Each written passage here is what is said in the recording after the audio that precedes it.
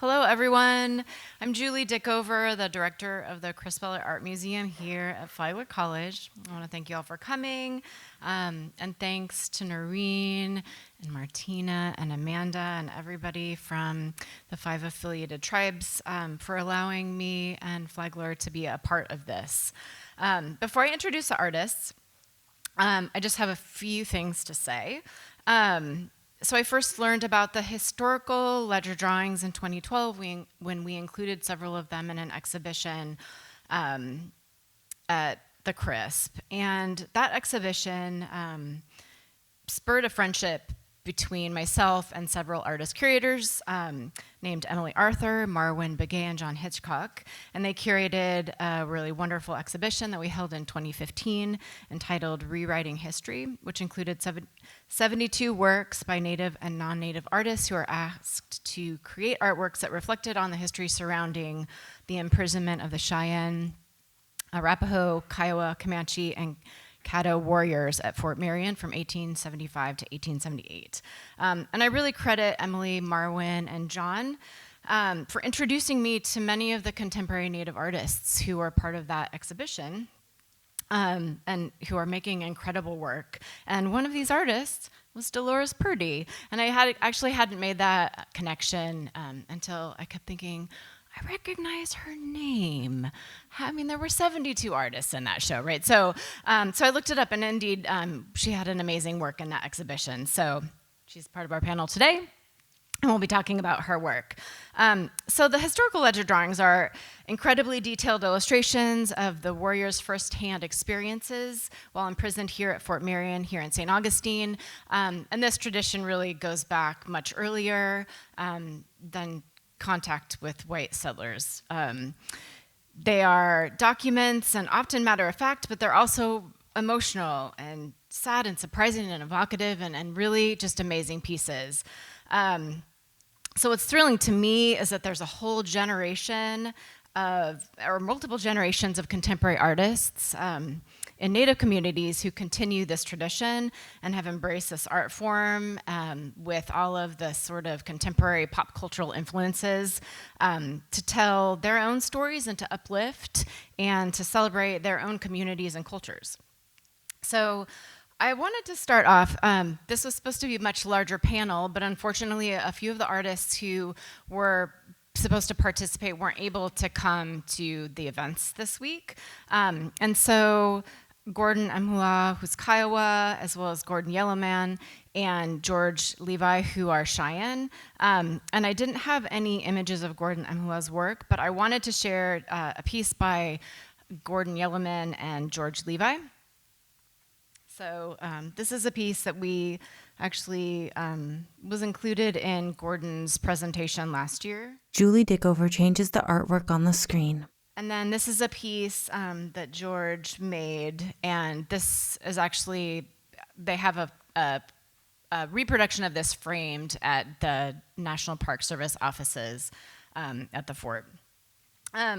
And then the last thing I would like to mention before I introduce these artists is that with their permission, we reproduced some of their work. So the installation of this is a little wonky, I apologize, but it gives you a chance to look at the pieces a little more closely. So I encourage you all to go and take a look at those. And we've also included a few reproductions of historical ledger drawings, two by the Kiowa artist Tsatoke, of a buffalo dance and the buffalo hunt and the Kiowa dance. And then there's also a piece by a Cheyenne artist of the lighthouse. Okay, let's see. I have so many different things here. All right, so I would like to introduce you to the three artists that were part of this panel. First, we have Dolores Purdy, who's a member of the Caddo Nation of Oklahoma and of Winnebago descent, living in Santa Fe, New Mexico. Warrior art is a common description of the ledger art style, and in the past was considered a male art form. But for over 2 decades, Dolores has created contemporary versions of ledger art of ledger drawing using antique paper and colored pencils, but from a female perspective.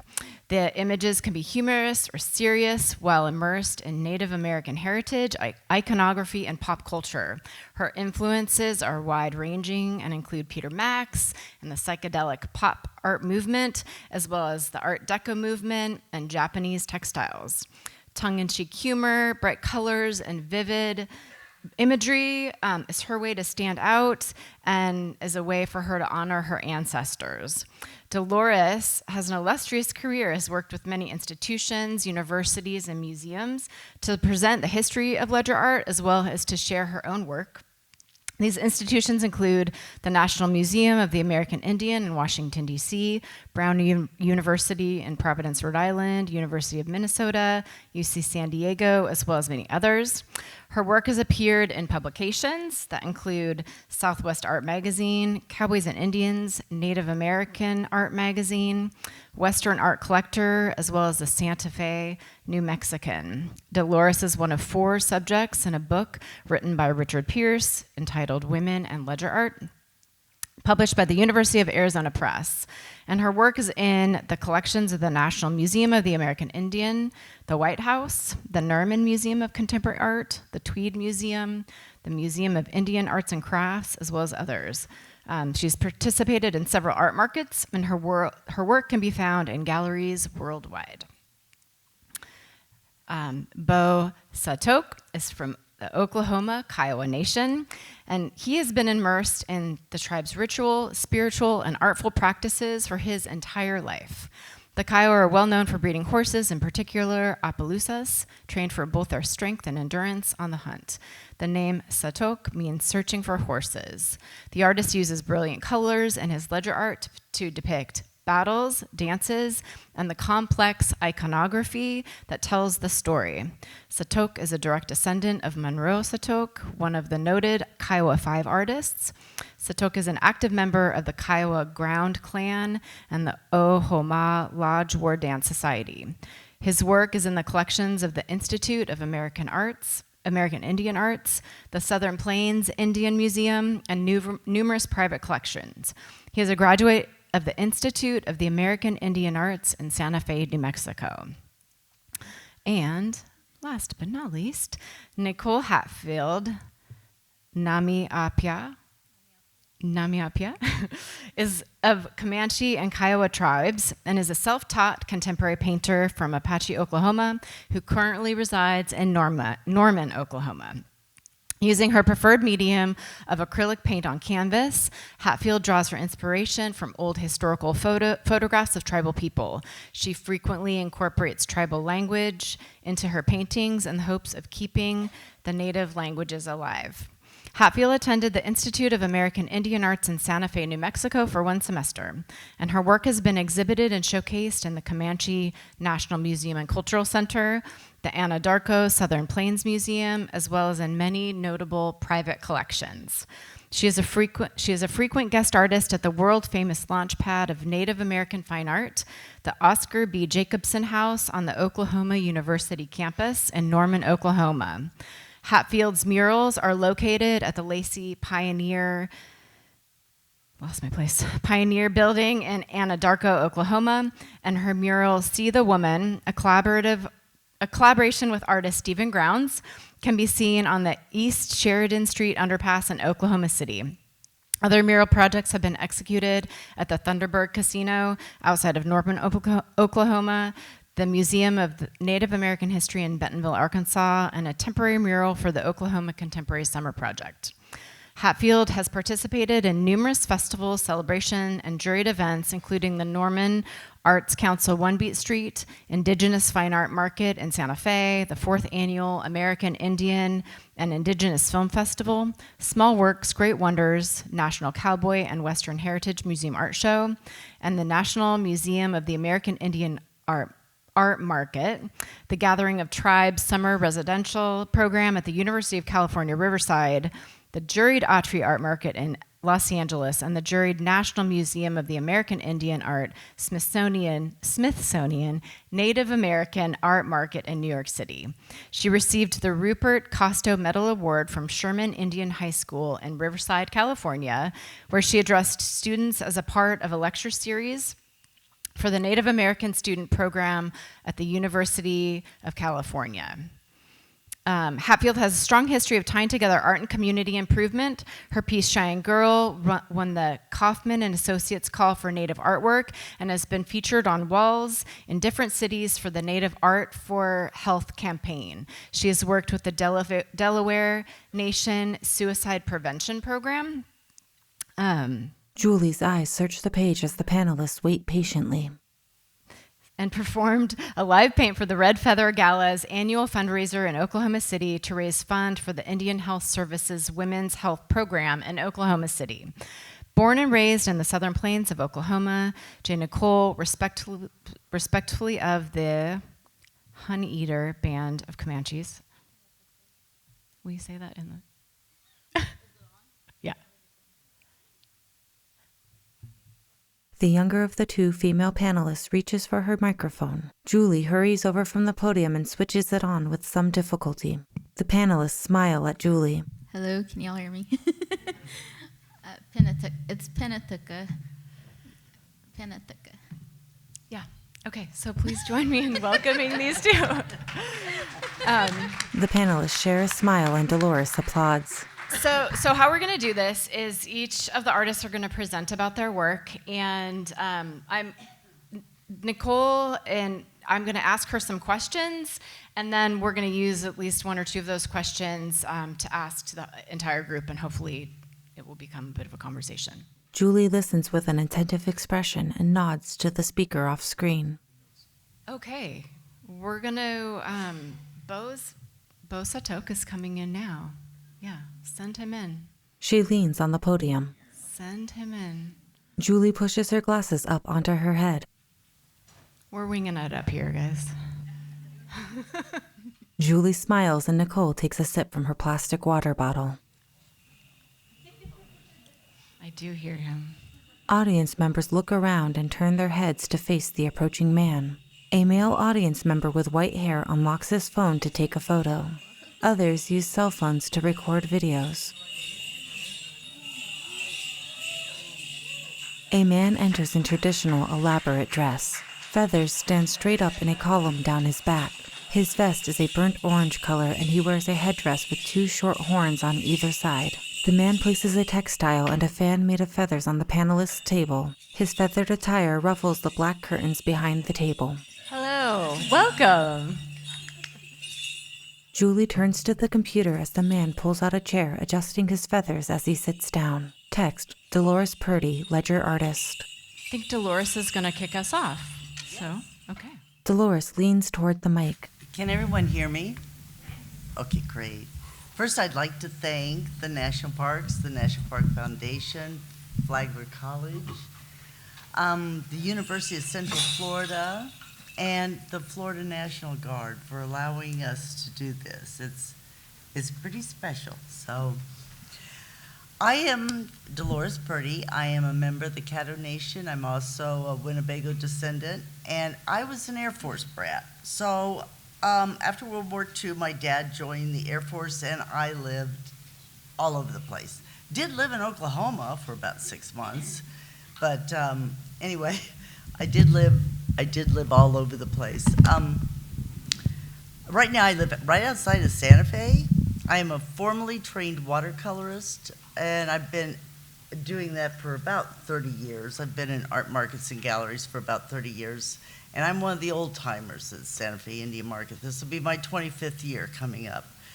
I moved to Santa Fe and started working with the Santa Fe Indian Market in their standards committee, and just I thought it was very important that we make sure the Plains people are also represented, and it was a lot of fun. I really enjoyed doing that. But my ledger art came about in a very unusual way. Like I said, I was a trained watercolorist, in the late 1990s, I started doing family research. And I found this guy. His name was Huwani. Now, he's not related by blood, but it was like, when I found out he went to Fort Marion, I thought, so this is one of the Florida guys. And I couldn't stand it. I had to look him up, and you know how it goes. So, you get into research and you just continue to look at him. So I found the info. Next slide, please. Julie puts on her glasses as she rises to change the slide. So I found this info about him and about who he is. Now, his name has been spelled several different ways, so it's kind of interesting. One document actually refers to him as Choctaw, which is, I guess, a nickname.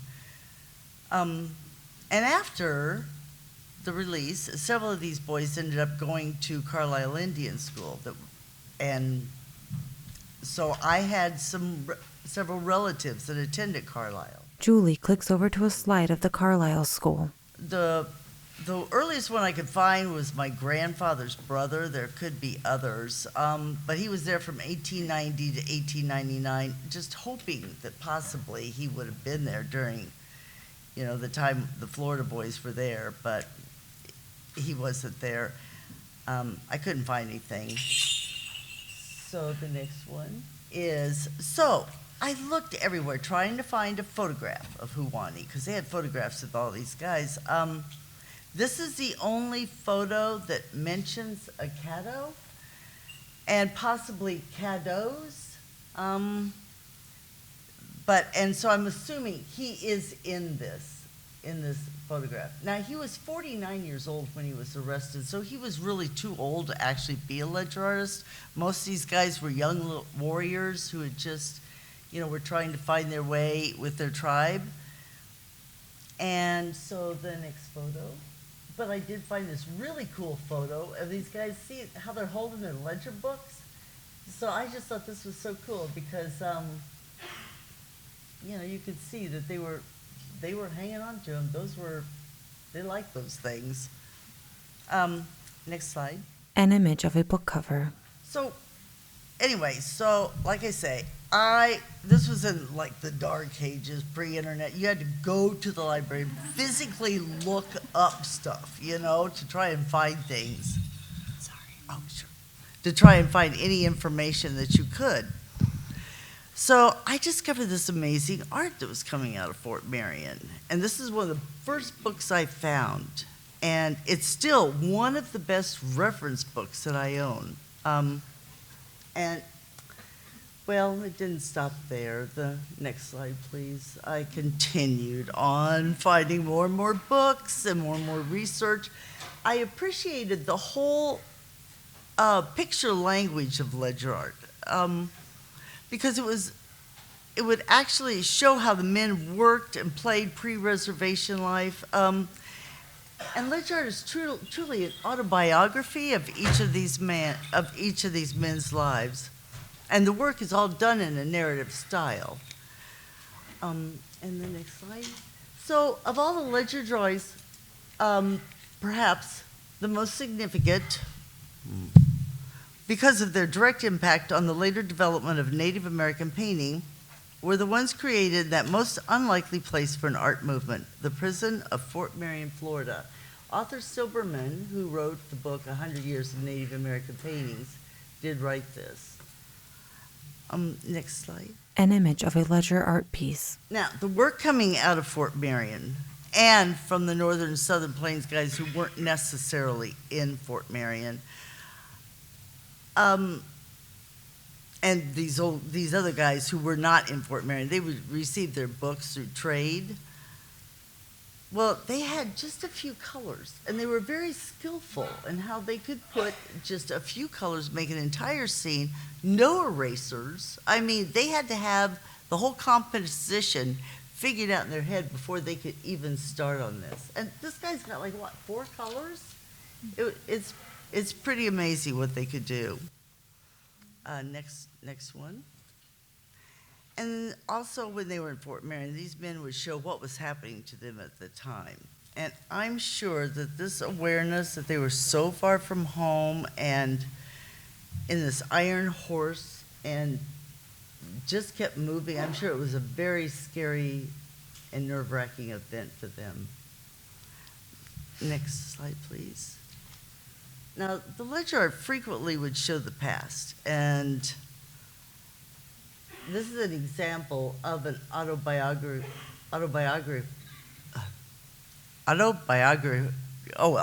narrative work. That's not coming out. Of the style that they would do. As you can see, he's talking about himself, but he's also got the other fellows that's in there. And the next slide, which, okay, so you Kiowa people, I thought this was pretty cool when brought up the white horse. I love his drawings. Note the glyph above his head of the white horse. And here he shows himself on his way to war, and his wife is carrying all the armaments and his war pony. I just thought this was pretty cool. So, next slide, please. Images of the Kiowa Six with Lois Smokey.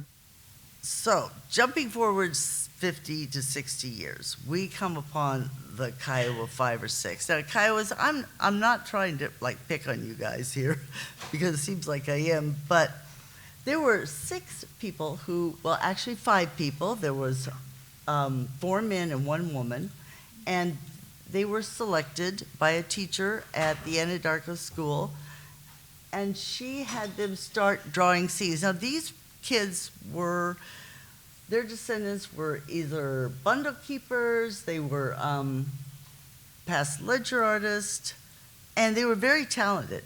So a fellow by the name of Oscar Jacobson, who's the head of the department OU, he took them into Norman and set them up with housing.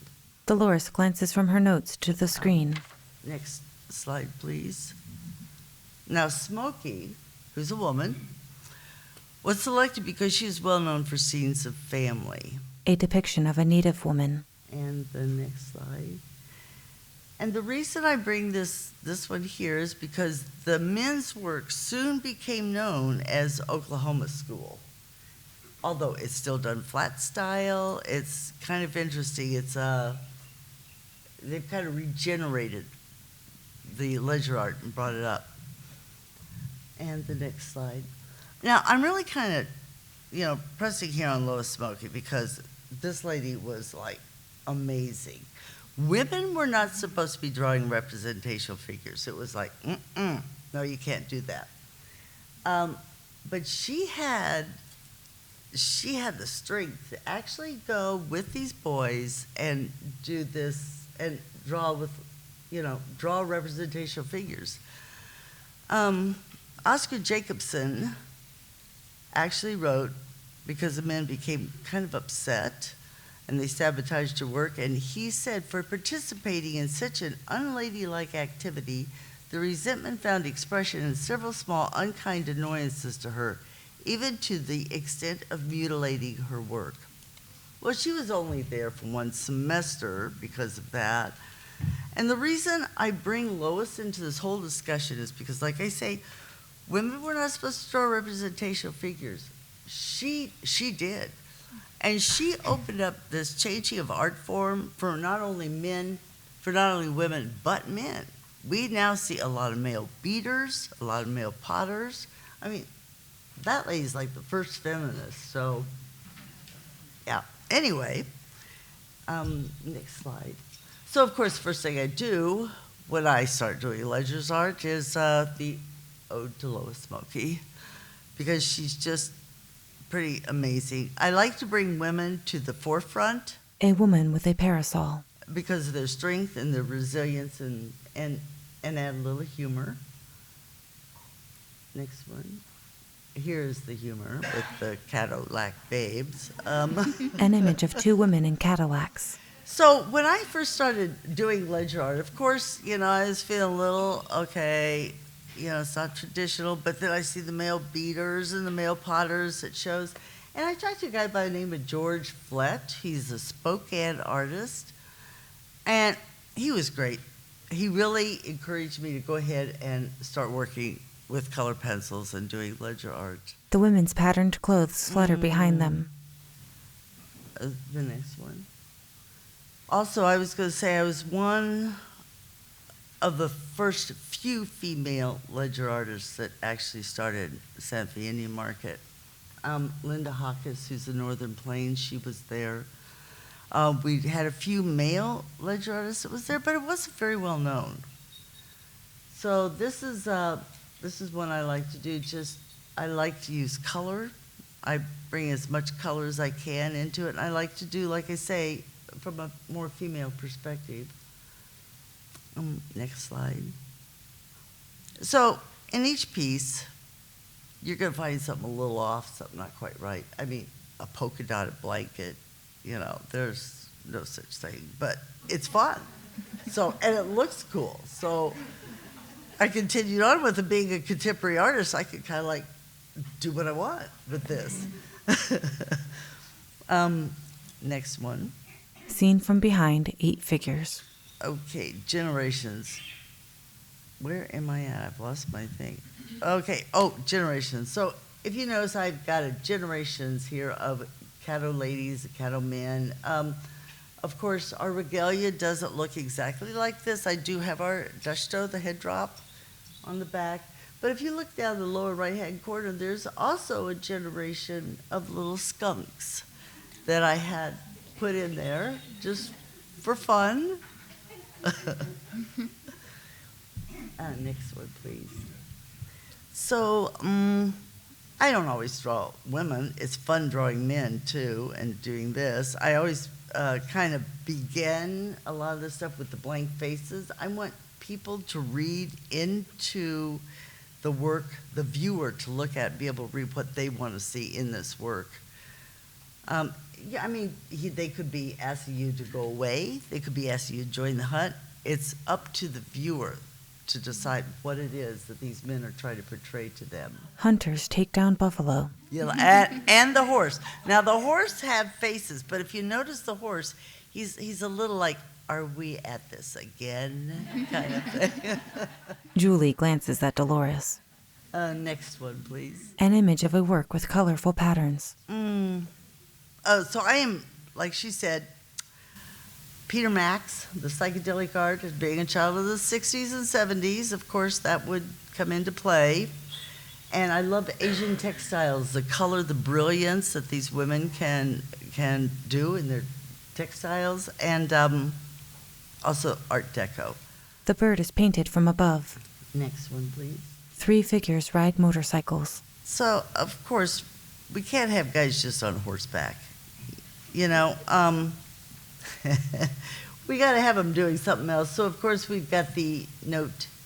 It's record of paroled persons, and I put the Indian chiefs. So they're all on their Indian chiefs motorcycles.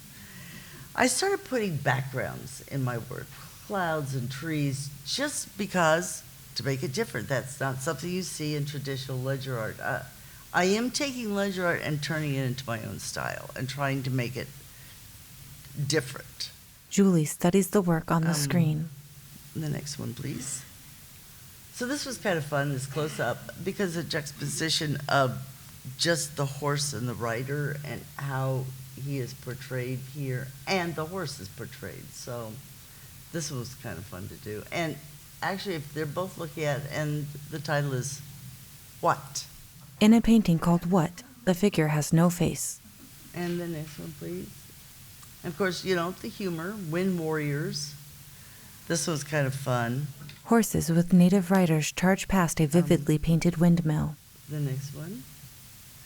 So during COVID and stuff, I started really trying to work and even twist it more, because as an artist, you have to keep working it, and you have to keep changing up and figuring out what you'd like to see.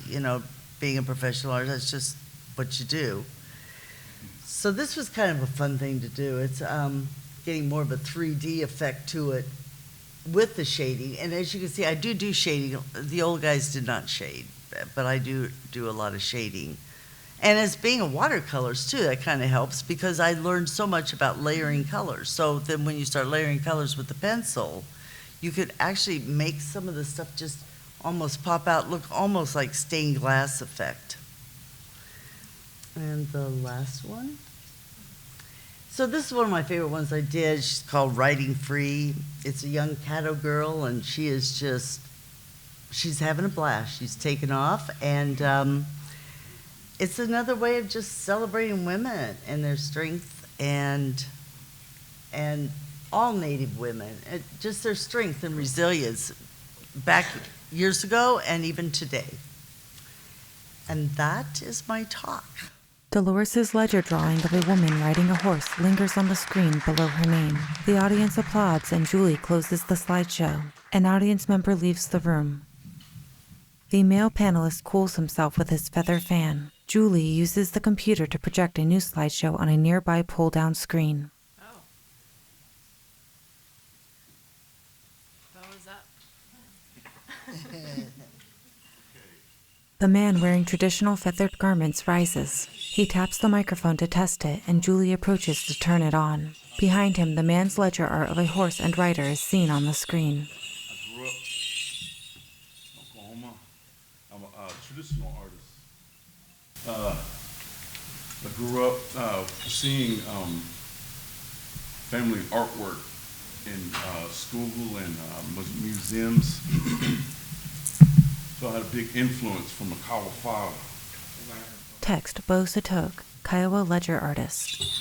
I had a big influence from the Kiowa, so I kind of keep it in the same, if you seen the Kiowa artwork, I kind of keep it in the family. The image of his work up close. Hello. The horse covers the words on the ledger. Okay. So I went to school at the Institute of American Indian Arts in 2016, and during COVID, I started out a sculptist, and I majored in sculpture. And right towards the end, COVID came, and they sent us all home. And when that happened, I couldn't work in the sculpture studio, so I started drawing on paper, because this was my last semester, and that graduating was all I cared about. So I was working on other, like, stones and fabrication, but for some reason when I never did draw on old paper, but I realized I've been doing this my whole life. And it wasn't until there was an artist named Monty Yellowbird that did an artist in resident at the school. The whole time I thought they were drawing on copies. I had no idea it was real paper, and I asked him, I said, "Do you have any copies?" And he said, "Take whatever you want." And when I noticed that they were old paper, I was wondering why he let me, because he didn't have to do that, but he put me, gave me paper, and I started drawing on it, and then I realized that I've been doing this my whole life. It's all colored pencil. A lot of my artwork involves dances, the warriors, a lot of medicine men, and I also do regalia, and there's a lot of repairs that comes with this. So when I do a show or have a show, I'll do a series of what we're gonna dance. This one was an eagle dance that we did, that was a couple of years ago we did that. And then the old time war dancers.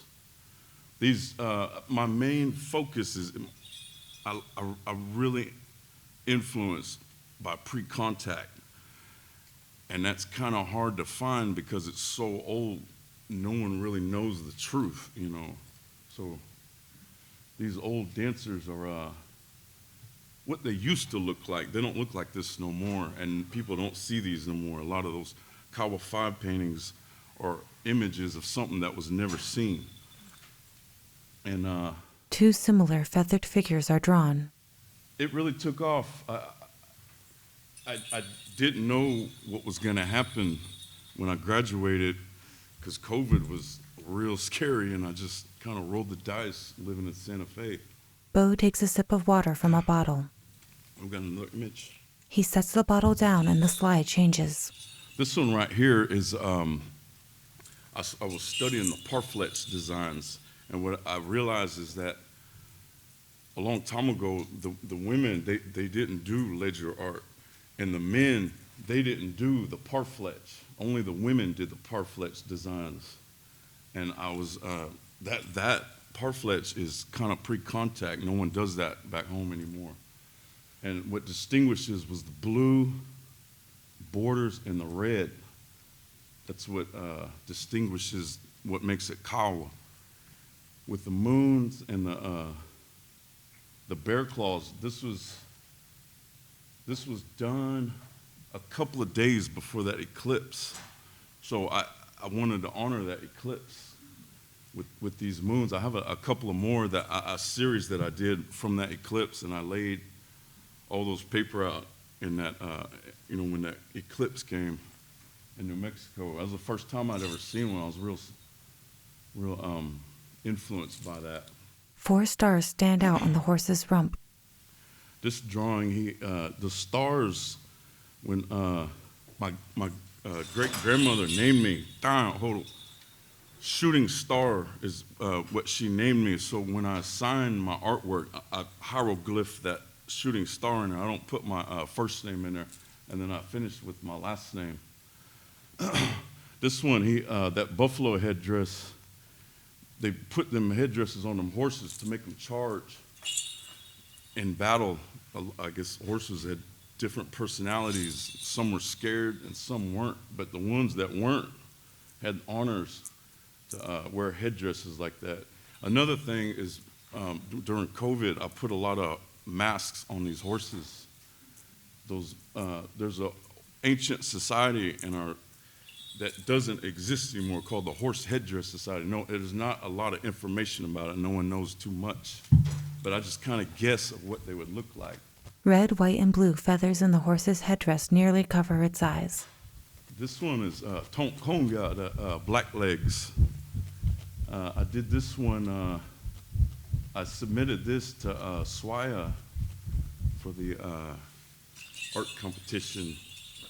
Took me a few weeks to finish that one. This one... 2 scenes on a ledger page. I put the ancient times before there was horses, when they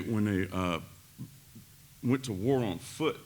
That's why I did the top unmounted, because they were on their way to go get horses. And then on the bottom, they got the horses. That was the main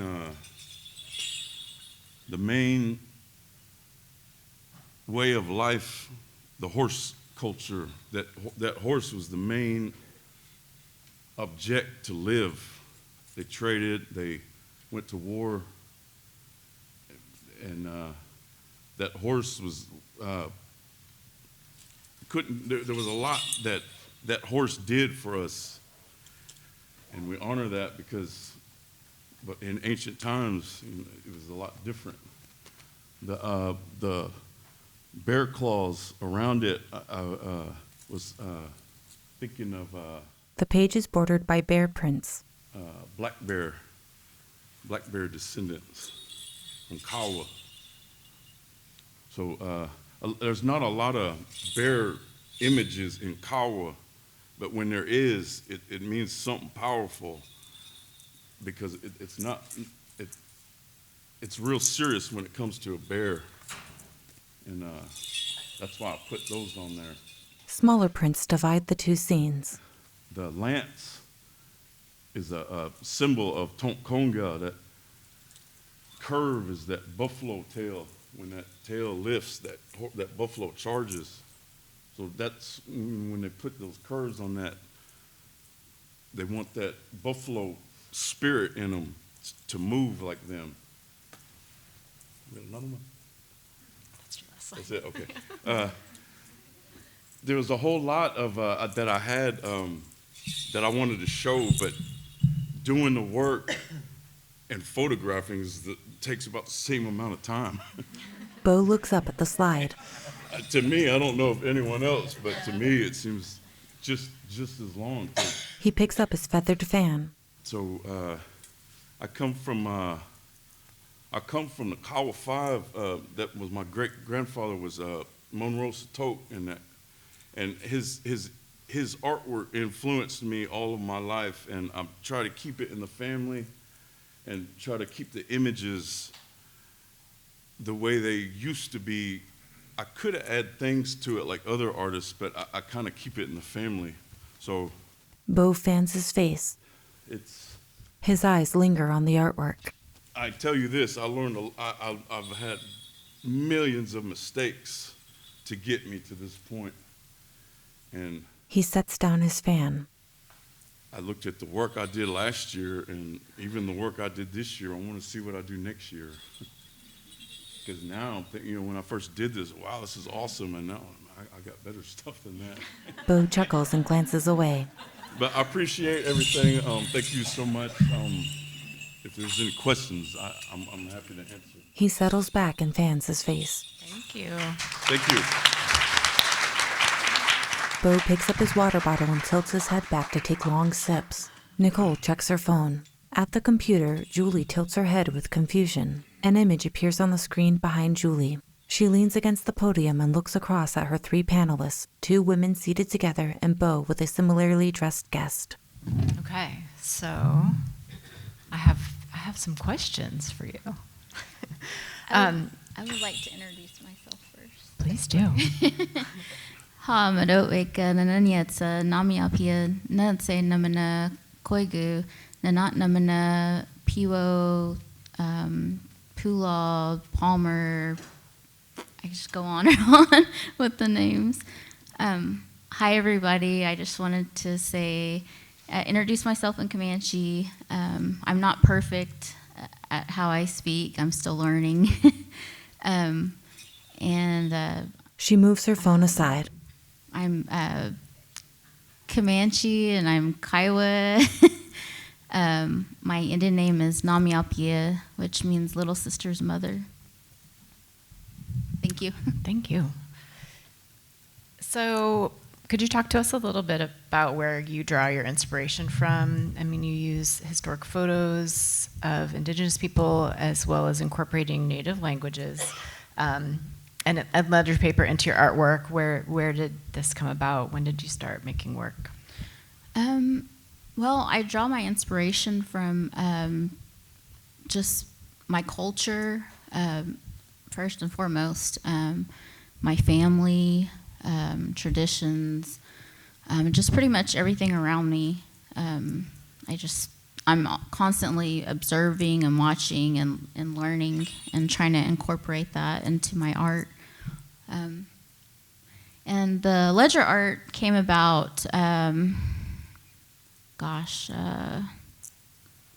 don't know, I want to say 10 years ago I started to get into it. I started to learn more about it. I have friends that are ledger artists as well. I kind of was doing some research, and of course, it's not a woman's thing to do traditionally. And so, I loved how it made me feel to create on these ledger papers. To me, it's almost like it's a personal diary, as for me personally, and I'm able to create images that I remember from my childhood, or things that I've experienced in life, versus the original painting, the artwork that I used to, or that I still do, but that I did before. I would paint from historical photos, but the ledger pieces are images that I've learned and seen and experienced in my life. A painting of a Native man and woman with no faces. Thank you. So ledger drawings are just comprise part of your overall practice. I went down a rabbit hole. For all of you, you all make really incredible work. And you paint Indigenous women. I mean, that's one thing in all of your work that comes through. And I read that you said that by painting women, you give them honor and a voice in our contemporary world.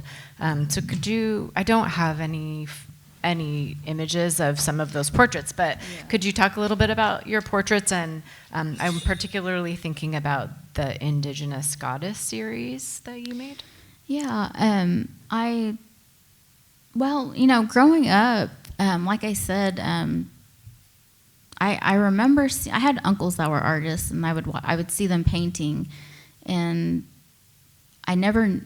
me personally, I never knew of any women painters. I knew of like dressmakers, beaters, you know, things like that, but I didn't know of women that actually painted within my tribe. I've always seen the men. And so whenever I would see my uncles, you know, drawing and whatever, it was almost like, you know, they kind of shooed me away, you know, and don't mess with that, you know, and but you know, I was curious about it, and so I would sit and draw and everything, and I just kind of kept it to myself. I didn't, you know, try to explore really with it until I got older. And then that made me want to research more about women artists within my tribes, and also I remember seeing old photos of the women in the pictures, and they wouldn't have a name. It would always say, "This is the wife of Chief so-and-so," or things like that. And so it kind of made me mad a little bit. I was like, man, how come we don't know their name? Like, you know, they're warriors too. You know, they fought alongside of their husbands and the men too. You know, they had their roles. And I knew that our men didn't think of us that way, but that was more of like a Western, you know, thing, doing the title like that. And so I wanted to, you know, honor them and recognize them, and so I started painting these portraits, you know, just to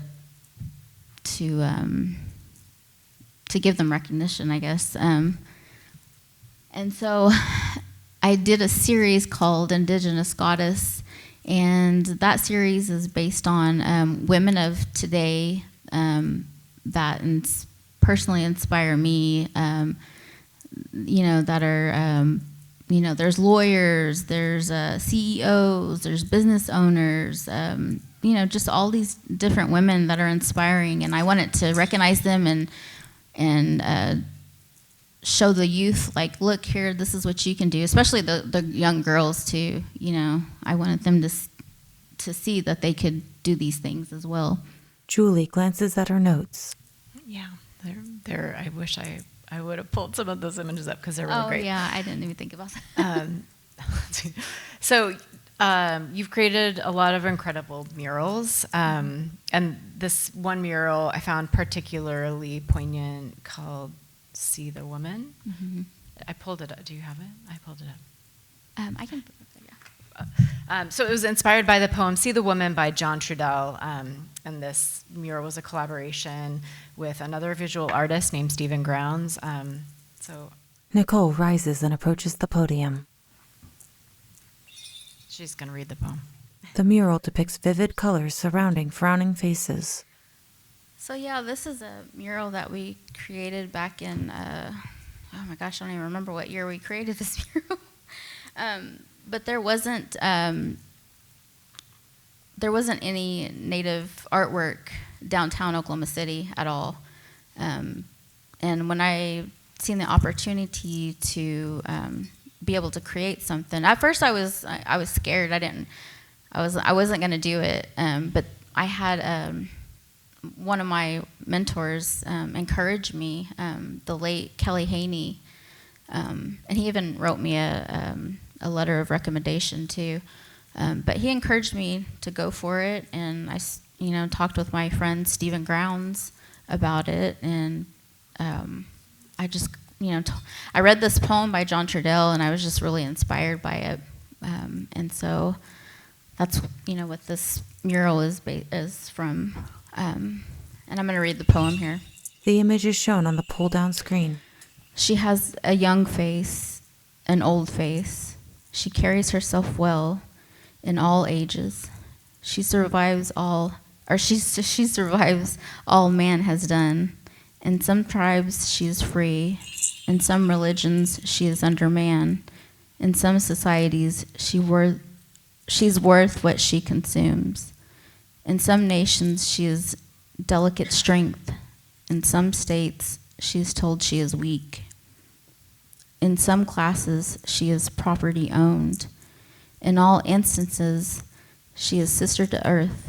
In all conditions she is life bringer. In all life she is our necessity. See the woman's eyes, flowers swaying on scattered hills, sun dancing, calling in the bees. See the woman's heart, lavender butterflies, fronting blue sky, misty rain falling on soft wild roses. See the woman beauty, lightning streaking, dark summer nights, forest of pines matting with new winter snow. See the woman spirit, daily serving courage with laughter, her breath a dream and a prayer. NiCole gives a closed-lipped smile and trades places with Julie at the podium. NiCole takes a seat beside Dolores and Julie puts on her glasses. So I'm going to ask you this question, NiCole, and then the rest of you as well.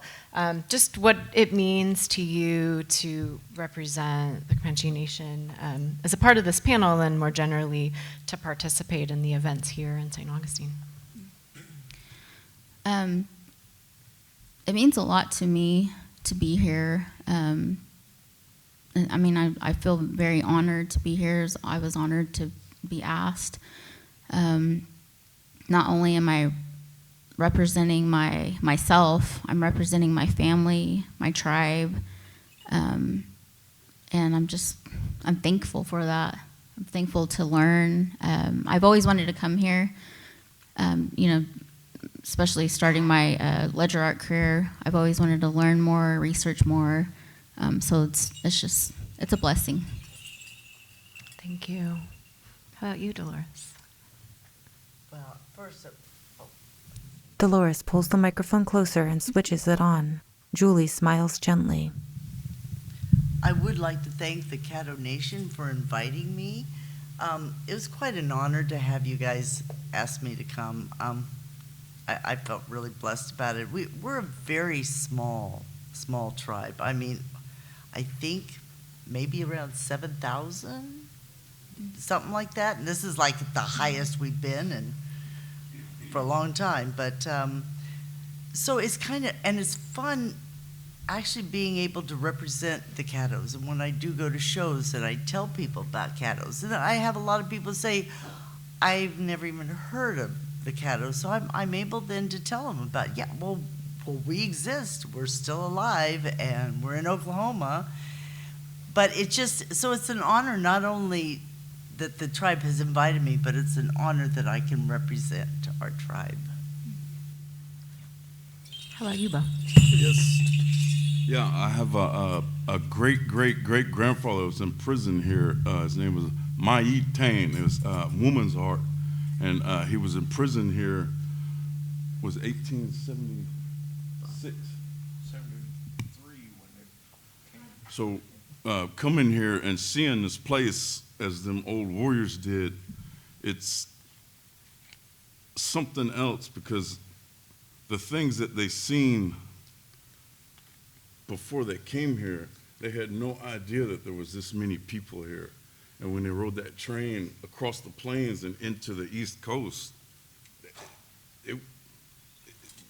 houses stacked on houses, trains, those things weren't seen back then. And from what his grandma told it, all the warriors drew like this. And they drew on hides, but when they started drawing on that paper, it just changed everything. And I'm glad that I come to experience this and I'm thankful. Thank you. Thank you, everyone. Thanks to you all. The panelists applaud for each other at the table. Julie leans on the podium and addresses the audience. So I think we're breaking for the day. There's going to be lunch in here. I guess we should probably give them a few minutes to set up. I don't know. Could you tell us your name, please? On the end? Because I don't know. Name. Introduce My yourself. name? Yeah. Yeah. The panelists face the man. I'm gonna stand up and talk to you Indian way instead of the microphone here. My name is Tsatoke, and I've taken my name, my Kawa name is also Bank, and it means white thunder, and I inherited that name from my grandfather, on my mother's side. When I was taken into the Oklahoma society that's just swore that's when my family gave me that name. So that's how a lot of us Indians receive names. They have a giveaway. And my family, the Tenderdahl family, was all there. And my Honeyport side of the family were there. And then the Tsatoke family, that's where that name comes from. So Thank you very much. White Thunder takes a seat at the end of the table.